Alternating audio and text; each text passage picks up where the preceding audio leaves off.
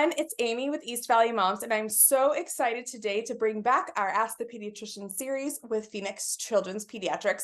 I did not know this when I was choosing a pediatrician for my son, that Phoenix Children's Hospital also has a full arm of East Valley pediatrician offices where you can have your well visits and everything within their services. So I'm so excited to be here today with Dr. Megan Hunter. We're going to be chatting about all things RSV. We asked you for your most burning questions about it as we head into RSV season. So Dr. Hunter, introduce yourself, tell us a little bit about you, and then we'll dive right in.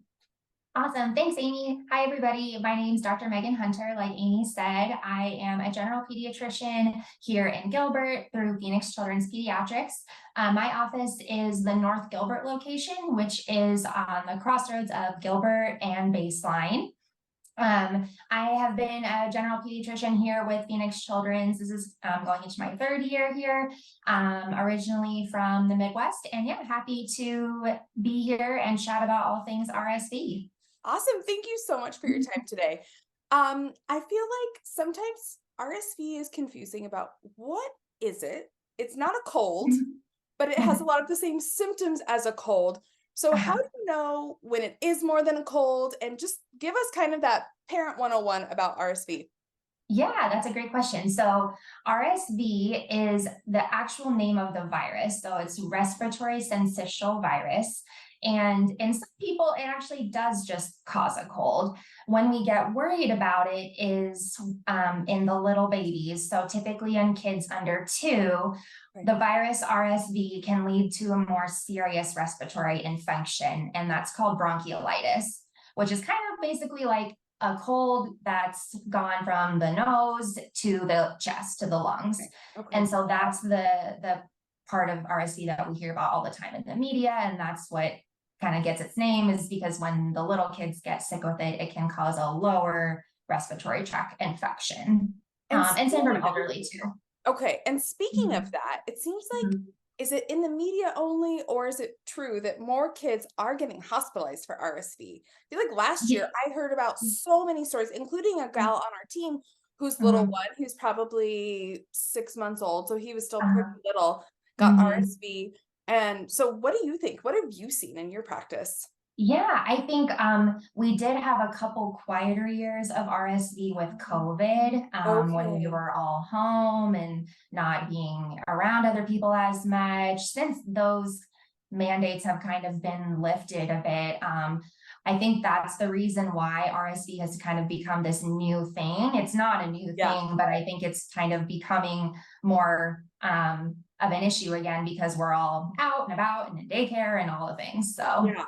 And how can parents, so if you know, okay, we do have RSV in our house, what are some easy preventative steps or precautionary steps to avoid the hospitalization? That's a great question. So what I always tell my families is anytime a baby gets sick, you want to just try to clear out their mucus from their nose. So the more you can clear out those secretions with your suction or your saline. Those snot suckers, the Dr. Frieda those snot suckers, yep, those things that are not the most fun to use, but they actually work wonders. So that's what you want to do, is anytime a little one gets sick, is just go straight to that, get all that mucus out of there, because that's when it becomes an issue, is when all that mucus kind of starts to settle down. Okay, good. Preventative is always better than reactive, I've learned as a parent. Exactly. So tell us, here in Arizona, when is official RSV season? Because I feel like there is a season for it. So when is it here? Here it's pretty much October, November to March. So a long season. That was like half a long season. Yeah.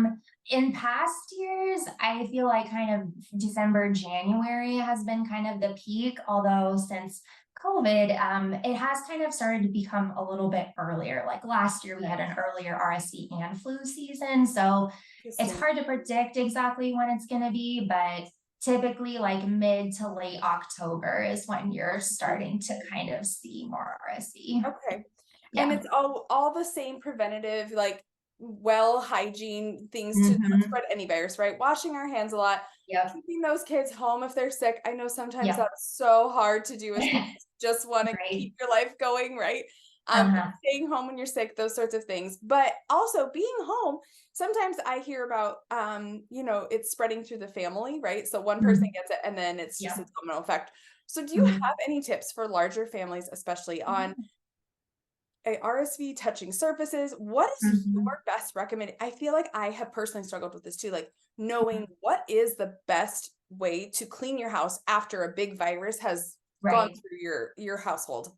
Yeah, so definitely, I mean, RSV is spread through sneezing and coughing and Okay. those droplets, right? But there Yeah. is, still a chance that if your kiddo sneezes on something and then kiddo number two comes and touches the same stuff and puts their hands in their face, like that kiddo could get RSV too. Yeah. So, obviously, like you said, hand washing is a big one. In terms of cleaning, there's lots of different things you can do with surfaces like Lysol and Clorox wipes for toys, um, hot water with soap or bleach. You can even run plastic toys in the dishwasher. That's another thing you can do. Yes. All those kinds of things, you're going to want to try to keep those toys clean because that's what all the kids are going to be touching. Right. So, And that is the hardest thing sometimes. yeah. I feel like I Hmm. should just run a load every day of toys sometimes. That's a Right. perfect reminder Yeah. during Mhm. sixth season over here. Well, Dr. Right. Hunter, thank you so much for your time. Is there anything else you think we missed for those like quick tips for RSV season as we roll up our sleeves and really get into it? Yeah. Yeah, I think it's just being educated and know what to do and what the signs are. So, just really quick, when you're wondering, hey, is this kiddo just like with a cold or is it something more? The thing you're really going to want to be looking for is watching their breathing. So, if a baby starts to breathe with their belly, you can see their ribs kind of poking in and out, or they're really huffing and puffing. Those are going to be the signs like, okay, my kiddo needs a little bit more help here. So just wanted to throw that in there. Like a lot of kids will have the cough and the congestion, but it's really when it starts to impact their breathing that we as pediatricians start to worry. So, Okay, thank you so much. And one of my favorite things about mhm, all of these is you can really get to see your personality and see how mhm, you talk one-on-one with a parent. So for anyone who is pediatrician shopping, Dr. Hunter is accepting new patients. And tell us your crossroads again of your office. Gilbert and baseline. Gilbert and Baseline. I know I drive past it on our way to and from swim school, and I always think, Yep. um, Yep. but thank you so much for your time, and best of luck to all of those families who are going to get RSV this year. Yes. Thank you, Amy. All right, have a great day. You too. Bye.